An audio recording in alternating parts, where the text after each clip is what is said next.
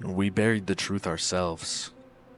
When the first scandal broke, they didn't ask what he did, they asked whose side was he on. And when they learned he was one of theirs, they called it a misunderstanding, a smear job, and context matters.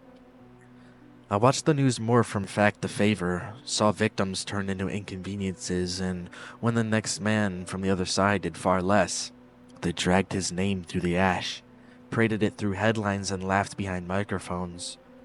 It wasn't just hypocrisy, it was ritual. Every tribe had its colors, its hashtags, its saints and scapegoats. And behind every crime was a calculation. Will this help us win? At first I tried to speak plainly, to say wrong is wrong. They called me suspicious, quietly, and then they got louder. Whose side are you even on? That's when the horror started. I realized there weren't sides of truth, just sides of survival. Each one holding up mirrors but only ever looking at the other. Each protecting their monsters, if the monsters wore the right mask. I saw neighbors paint over violence with the brush of solidarity. I saw kindness condemned because it came from a stranger, and I watched men cheer when someone lost their job. Not because they were guilty, but because they were them. I was slipping, not from sanity, but from belonging.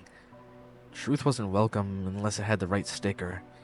Morality was measured not in what you did, but who you offended. I tried silence. That only made them angrier. You must speak, but only the right words. And you must judge, but only their enemies. I stopped asking, is this just, and started hearing myself ask, will they accept me if I say this? And that's when I saw it. The truth had been buried. Not by lies, but by loyalty, and I was at the funeral holding the shovel. Now I live quietly. Not hidden, but quiet. I watched the tribe chant on both sides grow louder, and watched mobs chase people with torches, and I wonder if we've made something older than politics, older than fear. We crowned our tribe king, and truth became its first prisoner.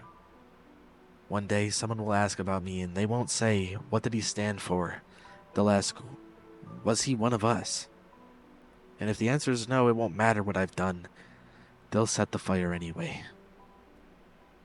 If you enjoyed the story, consider subscribing. But don't blame me if you can't sleep tonight. Until next time, keep the lights on and the doors locked. Goodbye.